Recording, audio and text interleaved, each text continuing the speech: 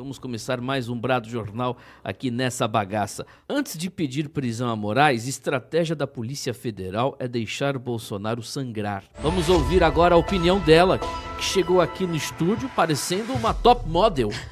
Tati Mandelli, parece que estava no desfile aqui. Tati, bom dia, tudo bem? Bom dia Timóteo, bom dia para a nossa audiência maravilhosa da Ouro Negro FM e o pessoal que nos acompanha na Brado. Desde quarta-feira, quando aquele rapaz, né, aquele estelionatário, fez aquela declaração na CPMI que os ânimos se acirraram em torno de uma eventual prisão do Bolsonaro. Eu vou ser mais otimista, eu acho que eles não vão prender o Bolsonaro por um único motivo. Eles não vão conseguir achar nem impetrar nenhum crime. E aí vai ficar muito difícil uma corte que inocentou muitos políticos com vastos, né, provas e tudo isso. A gente tem aqui na Bahia o exemplo evidente do Gedel, né, com aquelas malas de dinheiro, e que está solto. Eles não vão conseguir prender o Bolsonaro porque o Bolsonaro não cometeu nenhum crime. E é simples como isso. Eles vão tentar vir daqui e dali, mas na hora que bater num jurista, na hora que bater na PGR, vai ser igual a CPI da Covid. Vai ser uma palhaçada. E já é, porque o Bolsonaro não tem... o que mais incomoda no Bolsonaro, na minha opinião, a esses políticos, Timóteo, é justamente essa mania de comer pão com manteiga na padaria. É a simplicidade e a falta de dar valor a coisas materiais. Ele não dá, seja um relógio, seja uma joia, seja o que for, ele não dá. E porque ele não dá, ele sempre será uma pessoa incorruptível. E porque ele é incorruptível, não vão conseguir achar nada contra eles. Para mim, todo o objetivo desse discurso é tentar mostrar para uma opinião pública que não tem opinião nem educação que o Lula e o Bolsonaro são bandidos da mesma categoria, o que nós sabemos que não é verdadeiro. Agora, Tati, eu meio discordo de você. Deixa eu fazer uma pergunta. Qual é o crime que eles conseguiram impetrar contra o Alan dos Santos, Daniel Silveira e esses caras aí? Mas esses caras aí não foram ex-presidentes. O Lira fez uma defesa esses dias dizendo que nós precisamos ter um pouco de limite com relação aos ex-presidentes. Eu concordo com ele. O que essa esquerda perdeu foi o limite, a imprensa também. O Arthur Lira já deu um recado. E eu acho que esse recado foi bem dado. Não dá para chegar atirando no ex-presidente da República desse jeito. É o mesmo caso do Trump nos Estados Unidos, Timóteo. Quantos mandatos de prisão contra o Trump? 3, todos sem base nenhuma legal. Então, a imprensa vai rompendo aquela narrativa até que ele bate em algum momento que alguma instância maior fala, não tem como fazer, tira isso daí. Ontem mesmo já disseram do Mauro Cid, o que ele está fazendo na cadeia, já devia ter saído. Então, eu não acredito que eles consigam empurrar isso por muito tempo. Eles tentam, com isso, mostrar para os eleitores do Lula que está tudo bem no Brasil e que o Bolsonaro foi tão ruim ou tão corrupto quanto, que é uma mentira. E aí eles ficam tentando trazer essa narrativa aí para desgastar. Na minha visão, não desgasta ninguém, só aumenta. E se prenderem, vão aumentar mais ainda. Eu não duvido de nada.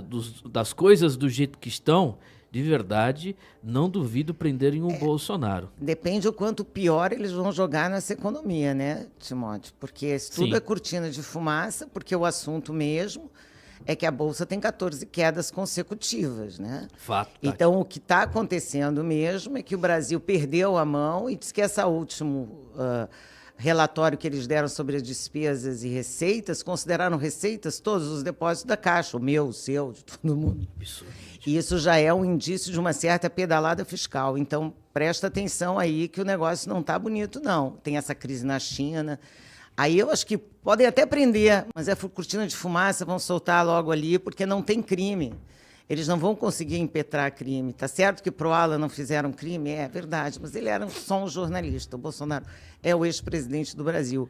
Isso não vai acontecer, porque além de ser o ex-presidente do Brasil, ele tem milhões de pessoas que votaram nele. Marta Suplicy é uma boa opção como vice de Nunes, diz o Valdemar Costa Neto. Essa é boa, viu, bicho? Acho que tem algumas coisas para a gente analisar nessa notícia. A primeira é Me parece meio óbvio que o Centrão está com medo de perder a Prefeitura de São Paulo para o Boulos. Isso me parece óbvio. E o nome da Marta Suplicy surge aí quase como um alento para poder garantir a reeleição do Nunes, que nem tem feito uma prefeitura muito boa em São Paulo, diga-se de passagem. Fato. Ele assumiu depois que o Bruno Covas, que foi eleito, faleceu, e aí ele assumiu e é um prefeito que quase ninguém sabe quem é, né? Mais ou menos. Ninguém votou nele, ele está lá de vice e tal. E agora quer colocar a Marta Suplicy numa tentativa de puxar esses votos mais à esquerda moderada, que talvez vão para o Boulos, que agora está sendo vendido pelos globalistas e está financiado, não sei se vocês sabem, por todas as ONGs, a Open Society, tudo agora. O Boulos é o queridinho dos globalistas em São Paulo. Então, a gente vê esse Centrão já com medo dessa união do Boulos com os globalistas para tomar a cidade de São Paulo, visto que a quantidade de votos que o próprio Boulos teve dentro da cidade de São Paulo foi bastante importante aí para as pessoas ficarem com medo. Agora, eu concordo com o Timóteo, e eu acho que é uma burrice o Valdemar fazer parte, no primeiro turno, dessa agregação centro-direita, porque, na verdade, seria mais interessante você ter 3 candidatos, um bem à esquerda com o Boulos, talvez o Nunes se colocando como um cara mais ao centro, e o Ricardo Salles na outra ponta, puxando o debate. E aí depois você podia até fazer uma coligação qualquer no segundo turno. Na minha visão, isso é um erro estratégico, mas isso que a Vanessa falou procede. O PL não é, nem nunca foi, um partido de direita. Ele é um partido que está alugado para a direita nesse exato momento e tem na sua presidência alguém absolutamente de centro, que já participou de todos os esquemas da política brasileira nos últimos 30 anos. Então, a tentativa é clara, né? Eu vou puxar os votos da esquerda, quem eu vou trazer? Uma mulher socialista, que tem uma conversa com a cidade de São Paulo, que não me parece, né? Na tentativa de buscar os votos, como eu disse, do centro-esquerda. E aí eles tentam buscar da direita, com o Valdemar, sem o Valdemar colocar nenhum candidato, o Ricardo, e aí puxa com a Marta Suplicy mais um pouco. Mas eu estive em São Paulo essa semana e tudo ainda pode mudar e pode ser que o Ricardo Salles saia, talvez, por outra legenda. Deus lhe ouça, seria o sonho, né? Agora, ô Tati, como é que tá você que frequenta São Paulo, capital? Como é que tá a avaliação do Ricardo Nunes? Você já disse, gostaria que você falasse mais uma vez. Como é que tá a cidade, a capital? A cidade está tão ruim como sempre esteve, né? Aquela primeira São Paulo que a gente via ali, depois que acabou o Kassab, depois entrou ali o Covas, né? Várias obras acontecendo, a gente já via uma cidade cheia de buraco. São Paulo não está muito legal. Então, acho assim, o Ricardo Gomes não tem nada para entregar para São Paulo assim que faça uma diferença para ele ser eleito, entendeu? Ele está fazendo mais do mesmo. E eu acho que São Paulo não vamos nunca esquecer, gente. Por que essas coisas se movimentam na política?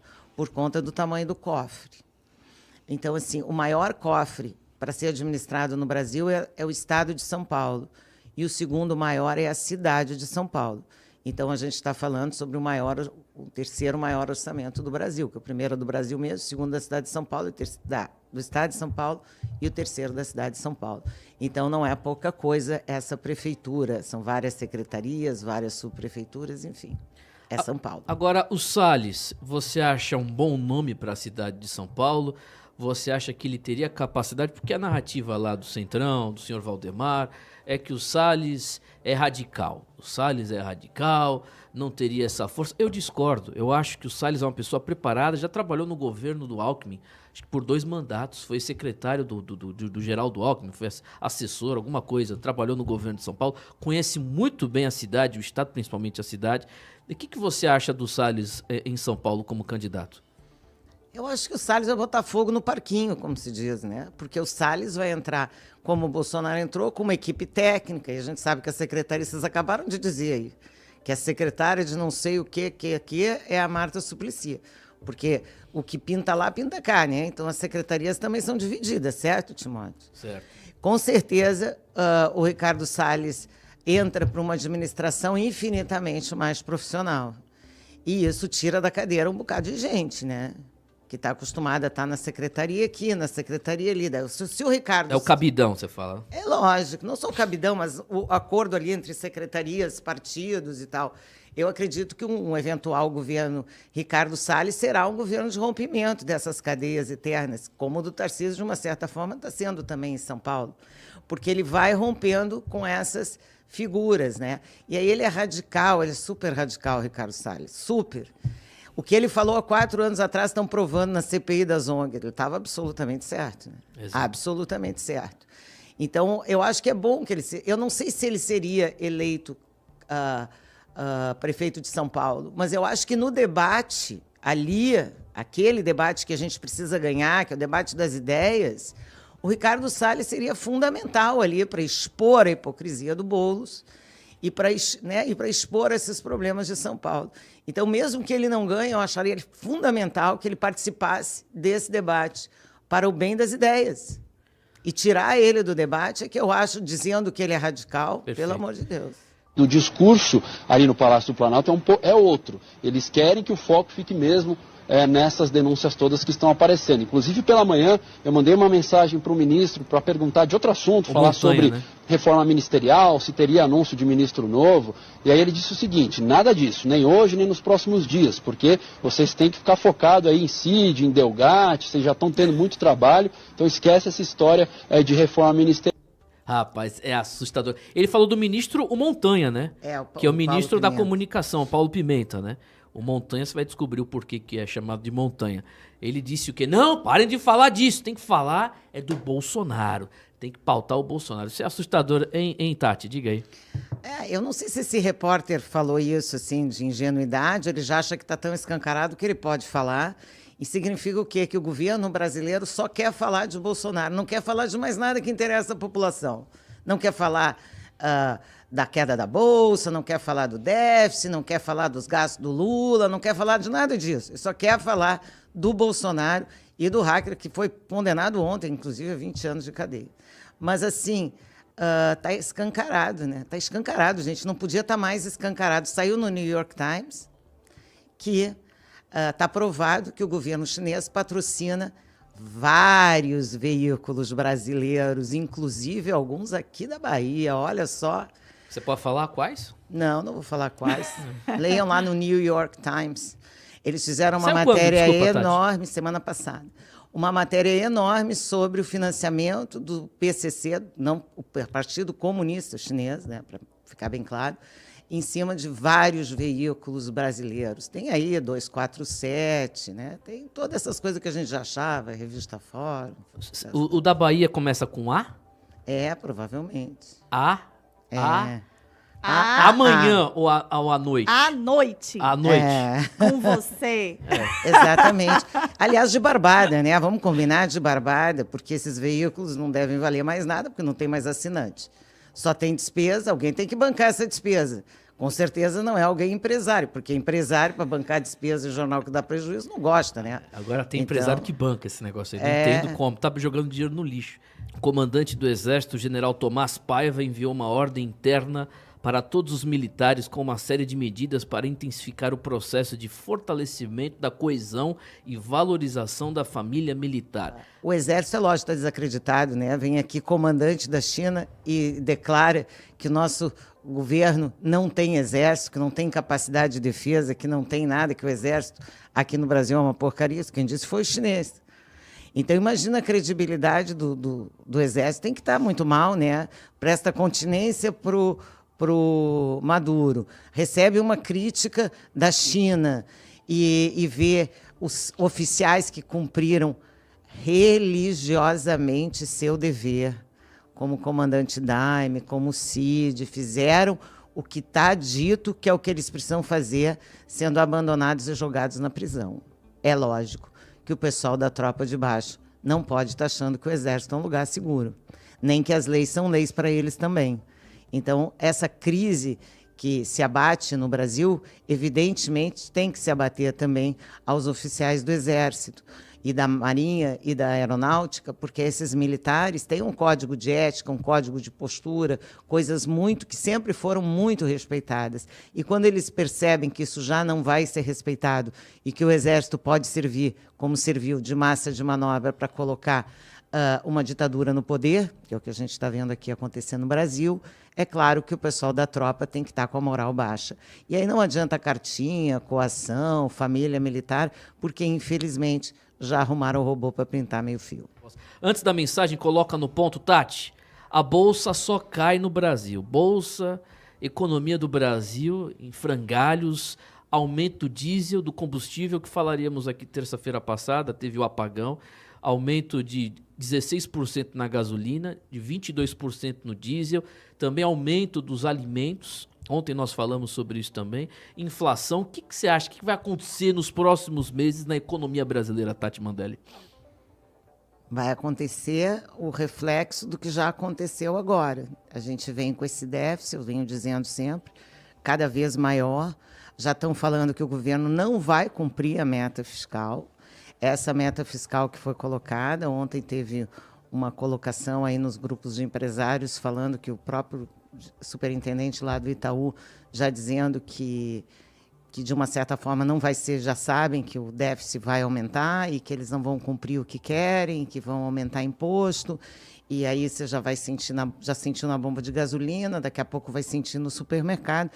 E eu não sei, né? A Bolsa tem 14 dias aí de queda consecutiva, tem um zum na China aí, de que a China também não está muito bem, mas eu não sei se é isso. Tivemos uma fuga de capitais no Brasil enorme nos últimos dias, é dinheiro mesmo que saiu da Bolsa.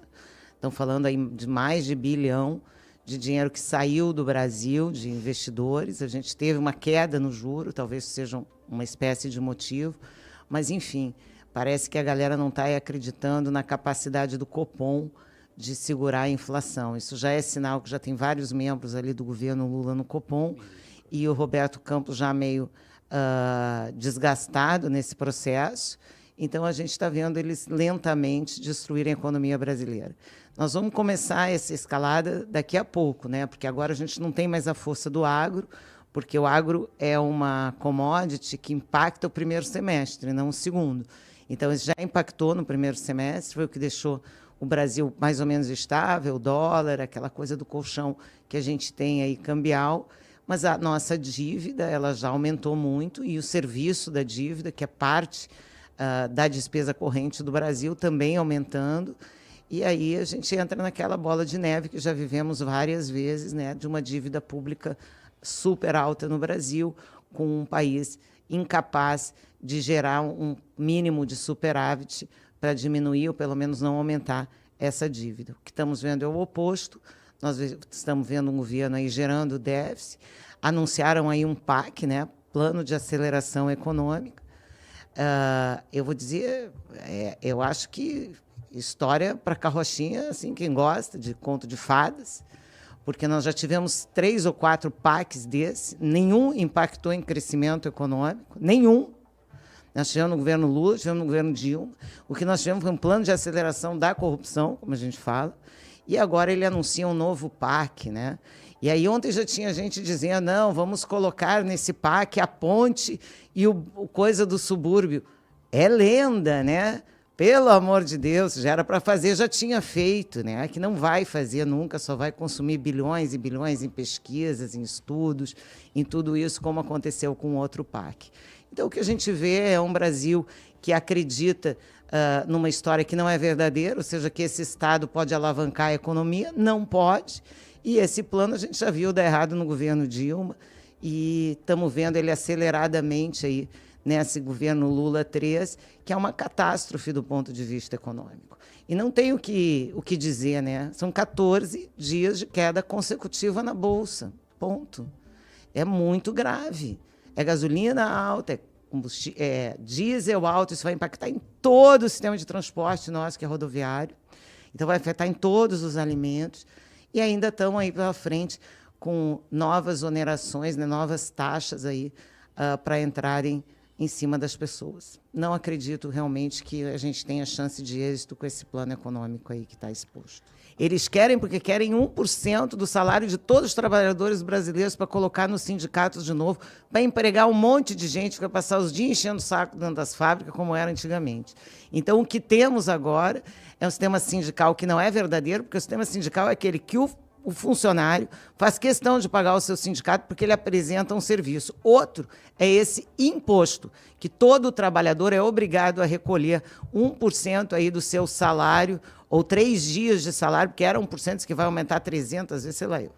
Querem fazer ainda muito maior, então cada trabalhador vai ter que dar o equivalente a 3 dias de salário, de seu salário por ano, para bancar sindicatos, para fazerem tudo quanto é tipo de tumulto, tudo quanto é tipo de politicagem, menos defender o trabalhador ou o emprego. É isso que nós estamos vendo. Então, ficou meio difícil empreender no Brasil. Eu espero que não passe essa loucura dos sindicatos, que a gente teve um trabalho muito grande para tirar isso da legislação e agora querem colocar num valor ainda muito maior. Quer dizer, um absurdo. Também estava em todos os grupos de empresários ontem essa ideia aí do Lula e do Marinho de voltar o imposto sindical, ele ser obrigatório, porque a única coisa que mudou é que ele deixou de ser obrigatório e passou a ser facultativo. Então, a pessoa escolhe se quer pagar ou não. Ele quer que seja obrigatório, ou seja, quer que todo mundo pague de novo imposto sindical para manter os líderes sindicais fazendo politicagem para eles. Tudo armado. Novo imposto sindical inclui chantagem e sofrerá resistência no Congresso. É o que a gente espera, né? Ele já foi aprovado no governo Temer, que nós ainda tínhamos um Congresso muito mais de esquerda do que temos hoje, né? Então, eu acredito que esse retrocesso aí não vai acontecer. Como eu digo, o Congresso, nesse momento, só tem um papel, que é o papel de muralha. Enquanto ele conseguir ser muralha desses absurdos de retrocesso que esse desgoverno quer trazer de volta para o Brasil, ele já vai estar cumprindo o seu papel, que pelo menos nos ajudando em alguma coisa, né? Já que não consegue nos ajudar em tudo. Mas eu acredito que isso aí vai ser muito difícil. É claro que o Lula prometeu isso. Imagina a quantidade de sindicalista que ficou sem dinheiro depois de 2017, tanto bilhão para depois 3 bilhões, né? Para 68 milhões, é uma diferença enorme. A gente está falando desse número do Brasil todo. Então, imagina por quê que depois que ficou facultativo, ninguém mais quis pagar. Porque não faz diferença nenhuma na vida do trabalhador. Só Nem por o isso. esquerdista, Tati, quer Pra pagar mais. Ninguém quer pagar. Quem vai querer pagar? Quem já foi dentro do sindicato sabe como é que funciona? O cara que manda no sindicato. Então, quem quer pagar? Nenhum trabalhador mais quis pagar. E eles querem, de novo, obrigar o trabalhador a ser sindicalizado. Isso é um absurdo. Isso é absurdo. Isso é contramão da história, né? Em todos os lugares você tira a regulamentação aqui, quer colocar. Então, claro que isso não vai dar certo. Acho que o Congresso vai segurar isso, sim. Bom dia, Rádio Grado, aqui Júlio do Matatu. Uma pergunta para a Tati Mandelli. Tati, Corta pra Tati. Essa questão da desvalorização da moeda argentina, por que a gente aqui no Brasil não consegue sentir, né, o efeito positivo? Porque eu vi aqui que R$1 hoje equivale a 70 pesos. Só que você pega... Eu fiz uma consulta nos restaurantes, tá, os locais lá da Argentina. Pega o cardápio deles lá, os preços estão equivalentes ao nosso. Não consigo entender isso. Uma cerveja lá está R$10 aqui, uma picanha na chapa lá está R$150, ou seja, é o mesmo, a nossa realidade. Por que a moeda não está gerando esse efeito? Essa desvalorização do peso. Você pode explicar? Não é Obrigado por isso. e um bom dia. Não é só por causa da desvalorização do real, é porque ele pegou a taxa de câmbio oficial, né? Então, por exemplo, se eu vou para a Argentina, em vez de pagar em dólar, se eu pago em dólar, eu recebo muito mais, porque eu recebo pelo câmbio negro. Então, eu dou $1 e não saio com 70 pesos, eu saio com 150, quase o dobro. Se eu pagar no meu cartão, vai ser os 70 pesos, eles vão fazer a conversão pelo dólar oficial. Então, quando você vai para a Argentina, a primeira coisa que te dizem é não leva cartão de crédito, troca no mercado negro o dólar por peso, porque vale o dobro. Então, nessa tua lógica de valor, custaria a metade de tudo que tem na Argentina, porque, na verdade, o teu real não compraria né, compraria o dobro, você faria a transição para o dólar. Porque lá a moeda que roda ali na Argentina todo dia é o dólar. Então, na Argentina, você não pode fazer nenhuma reserva de hotel com cartão de crédito, senão você vai pagar o dólar oficial. Você tudo tem que pagar em dinheiro, porque você ganha muito mais. E é aí que está o problema para a Argentina, que ele recebe em peso, consome em peso, não recebe muito peso, e quando ele recebe em dólar, quem tem dólar consegue consumir o dobro do que quem não tem. Mais ou menos é isso. Na Venezuela é igual. Eu não sei qual é a diferença de câmbio negro da Venezuela, mas esses países que destruíram a sua moeda precisam substituir a moeda por uma outra, né? E aí eles substituem pelo dólar. Então, o parâmetro deles é o dólar, mas não é o dólar oficial, é o dólar paralelo. O Brasil já foi assim também. Do câmbio negro, né? É, o câmbio negro. O câmbio negro é que faz a diferença. A Argentina, então, paga Nos tudo. anos 80, o Brasil era assim também, né? É. Antes do real. Bom dia, você fala tanto aí na hora do sindicato, mas na época que o sindicato tinha, os trabalhadores de empresa eram mais valorizados. Tinha reajuste de salário, tinha mais benefícios. O governo Bolsonaro veio, cortou o direito do trabalhador, cortou o sindicato. Qual o trabalhador que hoje vai correr atrás do seu direito com um patrão? Nenhum vai. E outra, quando manda ir para a justiça, que perde direito, vai para a justiça, além de levar anos para receber qualquer questão, e quando ainda não recebe a questão, que perde a questão, ainda tem que pagar de honorário de advogado. Aí vocês estão... Isso aí é certo. Vocês estão tudo empresário, claro que vocês vão ser contra o direito do trabalhador. Deixa eu até responder isso, porque é um pouco fantasiosa essa ideia. Porque o fato do imposto sindical não ser obrigatório não significa que os sindicatos não existem. Eles existem, sim, e toda vez que se discute o aumento de uma categoria, se discute com o sindicato do trabalhador. Isso é lei no Brasil. Você só pode discutir uma equiparação salarial, um aumento salarial, se tiver o ok do sindicato dos trabalhadores com o sindicato dos patrões. É assim que funciona os reajustes anuais. E isso não mudou nada da época do Temer para cá. Ignorância e desculpa sua. Porque desde a época de antes do Temer, isso também era assim. Então, isso não modificou. O que acontece é que os sindicatos recebiam muito recurso e nunca repassaram isso para o trabalhador nessa forma aí que você, por exemplo, está sugerindo, pagando, por exemplo, o advogado para ele entrar. Nunca fez isso. Nunca pagou advogado para ninguém, nenhum sindicato. Se você conheceu um empregado que teve os honorários do advogado pagos pelo sindicato, só se foi o honorário do advogado do sindicato. Então, ele nunca serviu para isso também. Então, também é uma ilusão. O sindicato, ele, na verdade, ele participa e sempre participou da mesma forma até hoje. Então, assim, não teve diferença nenhuma. A diferença foi o trabalhador poder escolher se quer ou não quer pagar a contribuição para o sindicato. E aí, se ele representasse tão bem o direito dos trabalhadores, provavelmente os trabalhadores fariam questão de contribuir. E não é o que acontece. Então, aí você me diz que então, o melhor é tirar o direito do trabalhador de escolher, porque o primeiro direito que você está tirando com essa reforma sindical é o direito do trabalhador escolher se quer. Então, ele não pode mais escolher o que quer, ele é obrigado a escolher o sindicato, porque aí alguém achou que o sindicato vai defendê-lo. Será? Eu acho que o melhor é deixar o trabalhador escolher se quer ou não quer pagar isso. E é isso que vocês não estão querendo que o trabalhador resolva. A Tati Mandela está tentando trazer uma luz para vocês.